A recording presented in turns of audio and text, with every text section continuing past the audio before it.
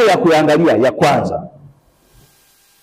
usalama wa mwandishi, sheria za waandishi, sheria za uchaguzi. Ni vizuri tukazijua kwa usalama wetu.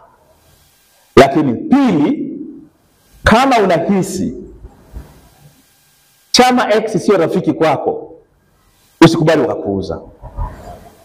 Lakini tatu, hakuna ujanja mwingine zaidi ya kuzingatia maadili ya uandishi wa habari. Rafiki yangu mmoja, sitataja mkoa kwa sababu nikitaja huo mkoa lazima nyinyi mnamjua. Mwaka 2015 nina mifano miwili.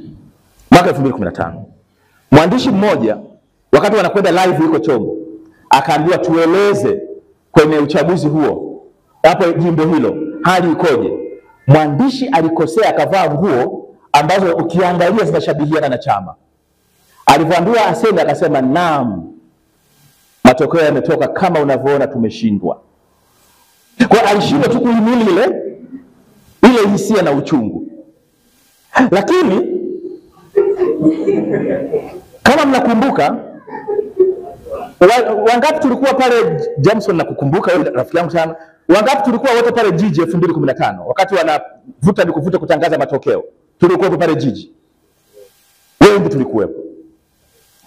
Chombo kimoja kikamwambia mwandishi wake habari kwa pale, kwa nini matokeo haya mpaka sasa hayatangazwi? Yule akawaambia, kwa takwimu nilizonazo mimi shughuli ishaisha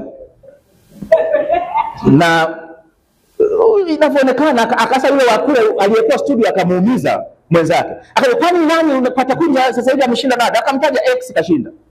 Alivyomtaja kwa sababu ikaenda live, nyinyi mnakumbuka, ndani ya dakika 10 tuliona akaja siji DSO, kaja siji nani, yani kwanza wanamtafuta yule jamaa.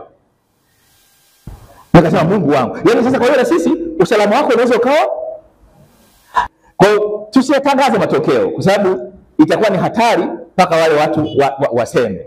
Kwa hiyo ni kitu ambacho kwenye uchaguzi kitaweza kuwa hatari. Hatari ambazo sasa nimaliza kwa kuzisema. Ya kwanza ni tishio la kisheria. Sheria zipo, lazima tuzijue.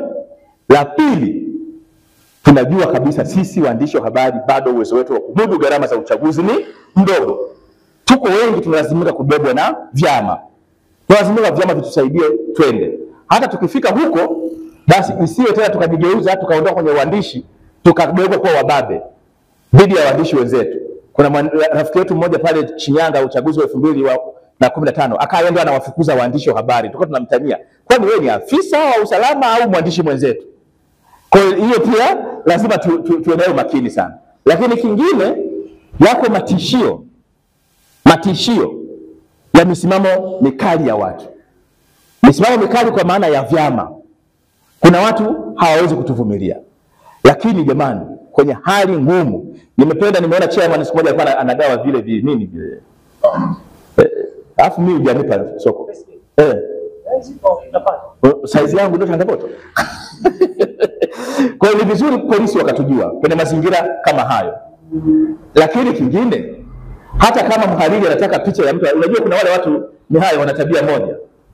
Rafiki yangu marehemu Isango, Mwenyezi Mungu amrehemu, alikuwa anaambiwa hivi, aliambiwa kuna uchaguzi, usikae kule polisi, na kanyonyeshewa siri na polisi, operation itaanzia kule. Akasema kule ndio kuzuri nipate picha nzuri.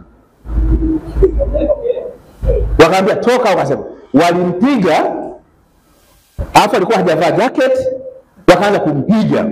Kwa eneo la kukaa pia ni muhimu. Lakini kingine, tunapokwenda kwenye uchaguzi tujue tusibishane na mapolisi sana. Kuna wengine wote tunaamua tunawatukana polisi, tunawaambia unanijua. Rafiki yangu mmoja, Mwenyezi Mungu amrehemu, alikuwa akianza kuvutana na polisi anawaambia hii sura hamjawahi kuiona popote. Kwa hiyo tusibishane nao, wanaweza kutuumiza. Kwa sababu moja ya jambo ambalo lilisababisha mauaji ya Daudi Mwahosi, hatari ilikuwa ni kuvutana na mapolisi.